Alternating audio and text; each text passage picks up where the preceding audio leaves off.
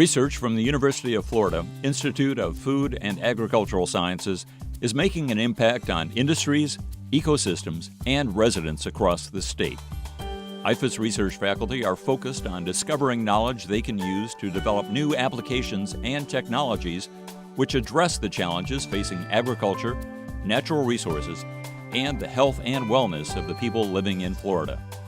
The goal is to keep Florida's industries economically competitive without sacrificing the quality of the state's valuable natural resources or the health of its 19 million residents. UF IFAS research remains committed to finding solutions to the challenges facing Florida and to improving the lives of Florida residents. Here's a look at just a few of the IFAS research programs making an impact this year.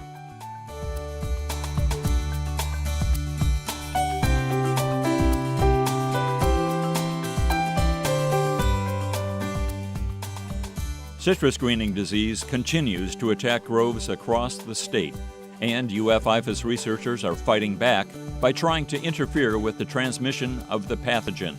Entomologist Kirsten Pell-Stalinsky is leading a team of scientists studying how the bacteria responsible for greening behaves within the Asian citrus psyllid.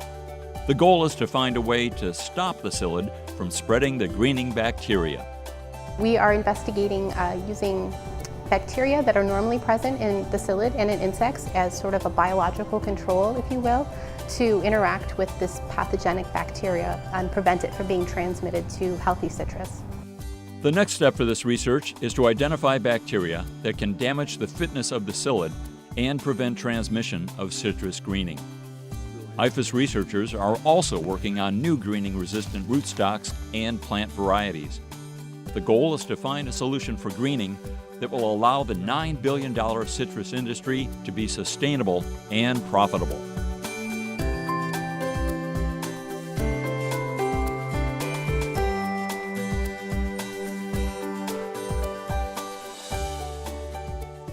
The tawny crazy ant is an invasive exotic insect that is causing problems for Florida homeowners and the pest control industry.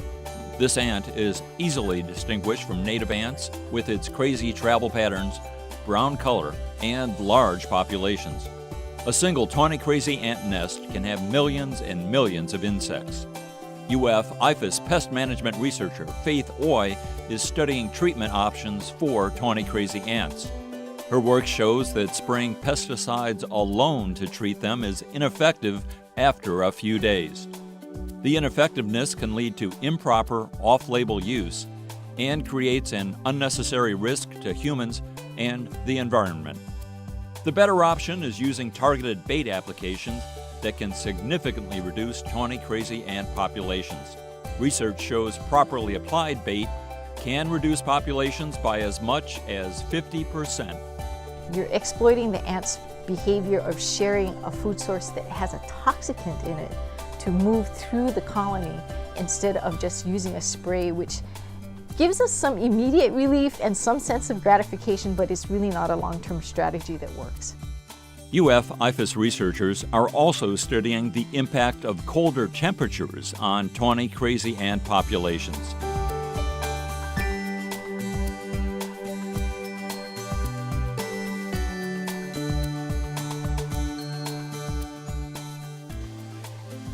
Thousands of Balashark fish are sold every year for use in aquariums across the U.S., but they're all imported from Indonesia, Thailand, or other Asian farms.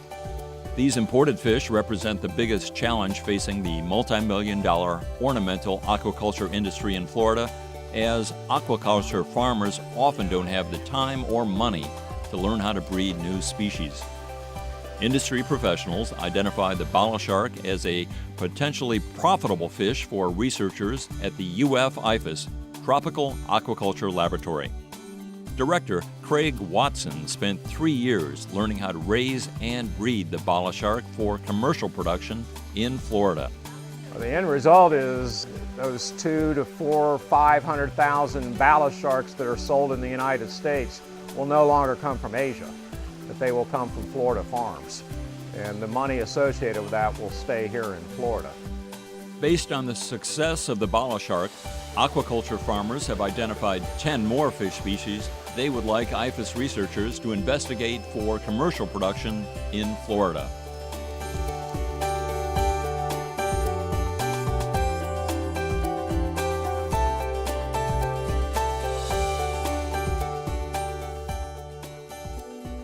In the Florida beef cattle industry, breeding is the key to success, but it's also the biggest challenge. Most ranches in the state crossbreed Brahman and Angus varieties to create a calf with heat tolerance, resistance to disease, and quality meat. The problem is getting yearling Brahman heifers rebred after their first calf is born.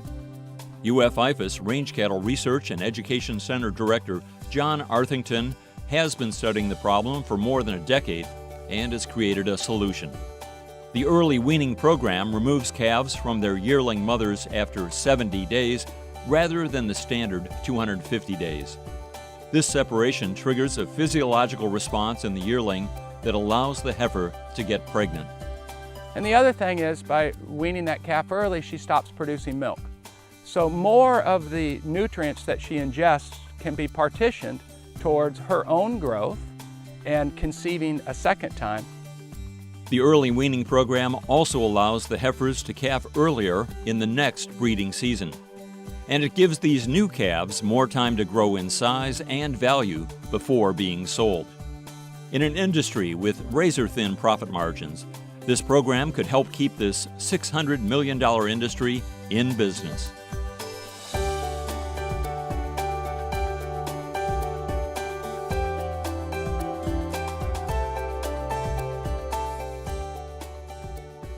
More than 20 million people in the U.S. suffer from chronic kidney disease. And because symptoms don't become severe until the later stages, most people don't even know they have the disease until it's progressed. IFAS nutrition scientist Wendy Dahl is leading a team of researchers that is working to improve the quality of life for people with chronic kidney disease with prebiotic fiber. These indigestible carbohydrates can increase gastrointestinal function and decrease the symptoms of chronic kidney disease. Our most recent study showed that feeding prebiotic fiber will decrease blood levels of substances that are inflammatory, that actually may be, really affecting the progression of their kidney disease. The next step for this research is to see if a prebiotic fiber can improve the clinical markers and wellness for people with chronic kidney disease in a community.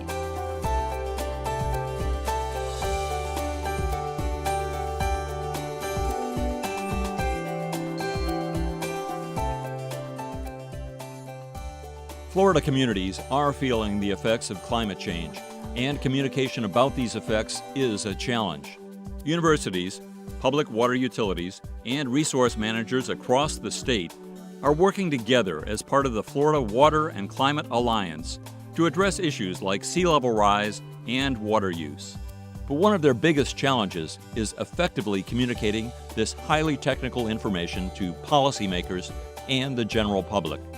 IFAS Family, Youth, and Community Sciences researcher Tracy Irani is working to help these managers be more effective communicators. She is studying how people within this group learn, process, and express communicated information about climate change. Well, we think that this research might provide a solution to how to provide climate science information effectively to decision makers. And what we found that with lay audiences, it is difficult to determine how those audiences are going to respond to the level of complex information that they're receiving.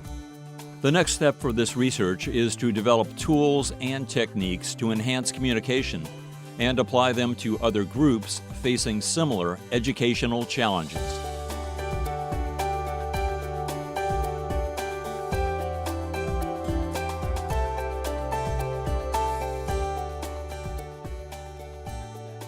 IFAS research remains committed to addressing the economic, environmental, and human system challenges facing Florida today and in the future. And through the IFAS undergraduate internship program, IFAS faculty have the opportunity to mentor the next generation of scientists. This 12-week program brings undergraduate students from across the University of Florida into IFAS laboratories for a hands-on research experience. The goal is to allow the best and brightest research minds of today to share their knowledge and passion for science with the best and brightest minds of the next generation. Well, science is very important to society. It has value, and we need young people to have an interest in that so they can carry on research that's needed for them in the future. Every day, Florida's industries, natural resources, and people face new challenges. And it's these young scientists who will make sure that UF-IFAS research can continue to find solutions to these challenges through the discovery of new knowledge. UF-IFAS scientists of today and tomorrow remain focused on the IFAS research mission of keeping Florida's industries competitive in a global marketplace, of protecting the state's delicate and unique ecosystems, and of improving the lives of every Florida citizen. Florida is always changing, and UF-IFAS research will be there to help Florida adapt to these changes, today, tomorrow, and for the future.